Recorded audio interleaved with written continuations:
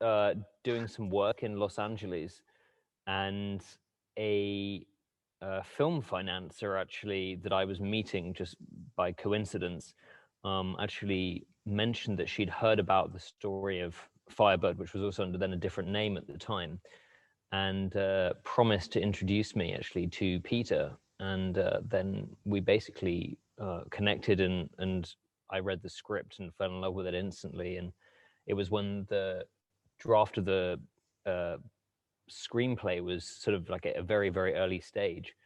And so that's kind of really where it began. Well, foremost, I was taken aback by the universal love story. And I was also fascinated and really surprised when I read the original manuscript that such a relationship actually could have existed in the 1970s Soviet Air Force.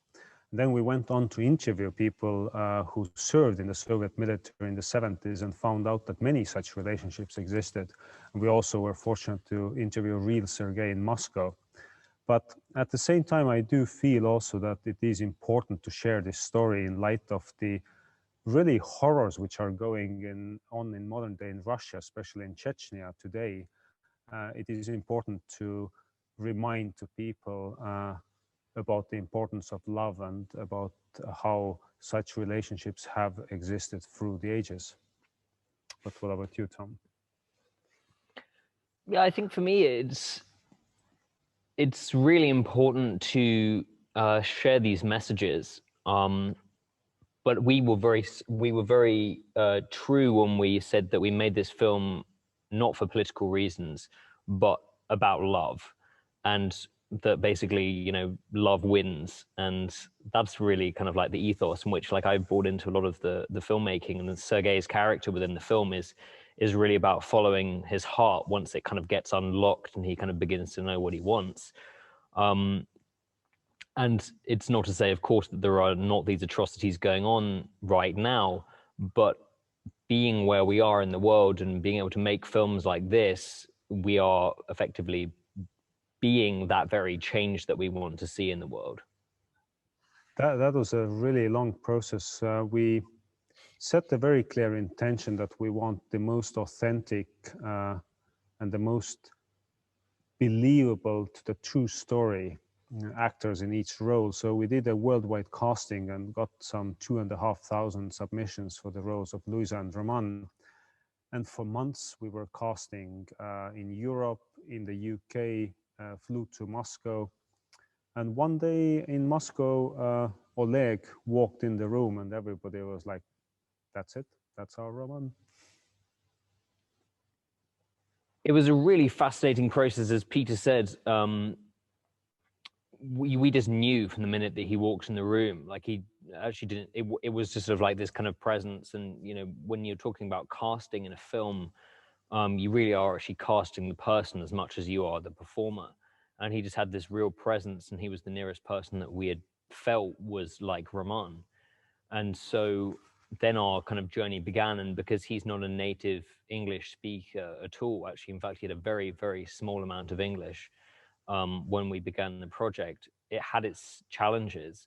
And in some ways, it actually helped to a degree, because it meant that we couldn't communicate as freely as we would say in a modern day context with a very English, freely speaking communication, which serves the story in a very interesting way, because at the time there was no language, around this subject matter. You know, today we're in a very liberal society where we can kind of begin to scale that in a very easy, transparent way, but at the time there wasn't that. And so it brought a very interesting dynamic actually from reality into the film as well. And yeah, I mean, working with Oleg was a real pleasure, and, you know, of course, had its challenges as well, from cultural background differences and things like that. But yeah, it was a really, really beautiful working relationship. So when Peter and I met, and I fell in love with the story, at the time we didn't have the financing in place to make the film, and so we were going to make we made a teaser for the film. And the scenes which we selected for the teaser, I made some suggestions about how we might improve the script a bit, or like the lines and the nature of the lines, and having a real sensitivity to being able to produce text or like language about how people actually speak, as opposed to how one would think people speak, is something that I'm kind of have always been kind of quite sensitive to. And so I made these sort of few suggestions on how we might improve the script, and that ended up being several pages of notes, which ended up being several weeks of work, which ended up being several significant rewrites and redrafts and restructures, and doing lots and lots more research. And then by that point, the script was a completely different animal than what I first came to. So we kind of took all the really strong elements of that and then really bedded in a lot more research and meeting the real Sergei as well.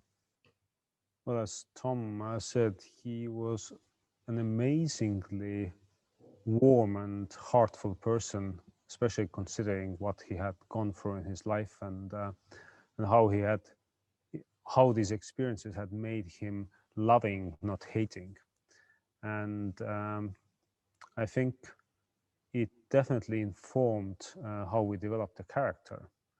And it also was an amazing treasure trove of speaking to him about the actual details, like what were their favorite pieces of music, what were the favorite foods, which music they would like play to each other, which poems they would read, which theater plays they went to see.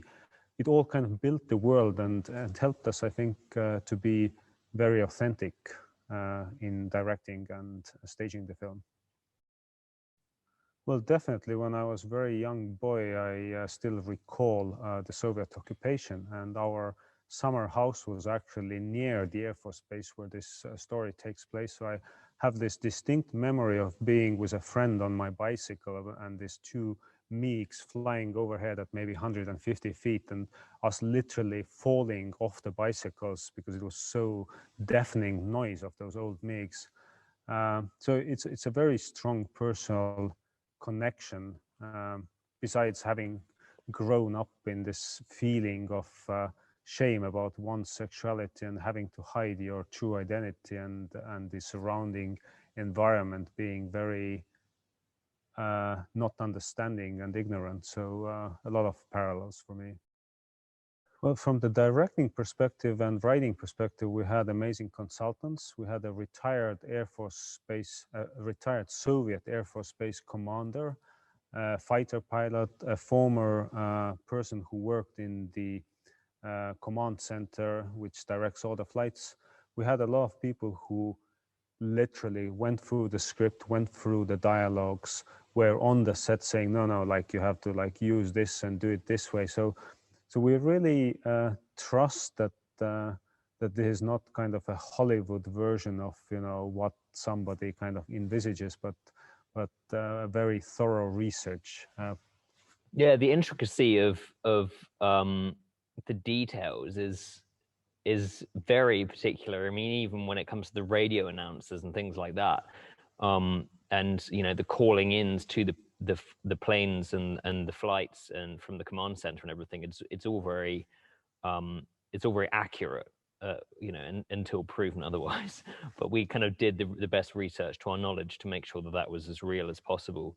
And the same really with the job titles, the job roles, particularly like the military consultants that we had on the film as well were very useful and a very intrinsic part of my training for the performance, about the way you walk, particularly like hand salutes, all of this kind of military realism which actually happened, and making sure that the attention to the detail around like our costume department were really great around that as well. So yeah, the military aspects of the film, even there's an accident sequence within the film as well, which was in the original story, and I was absolutely adamant we had to put into the film to kind of give it this military flair, rather than it having simply as a backdrop, but actually as a little bit of an action sequence.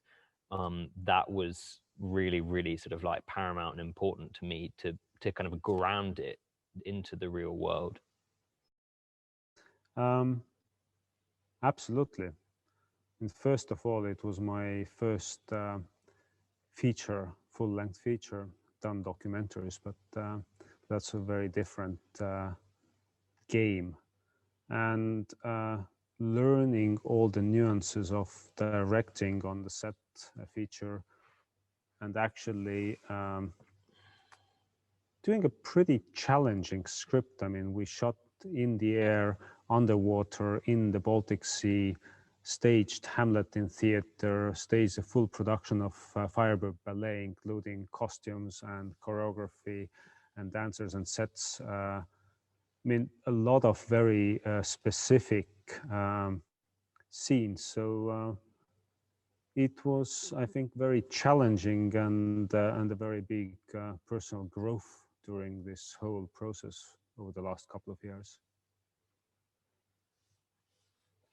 Yeah, I think for me also, as I mentioned, the physical challenges, the stamina, keeping up, your health and your mental clarity and sharpness through long days, and the kind of resilience through that. Some days there would be 5, 6, 7, 8 costume changes, multiple different set environments, and having to change things very quickly as well.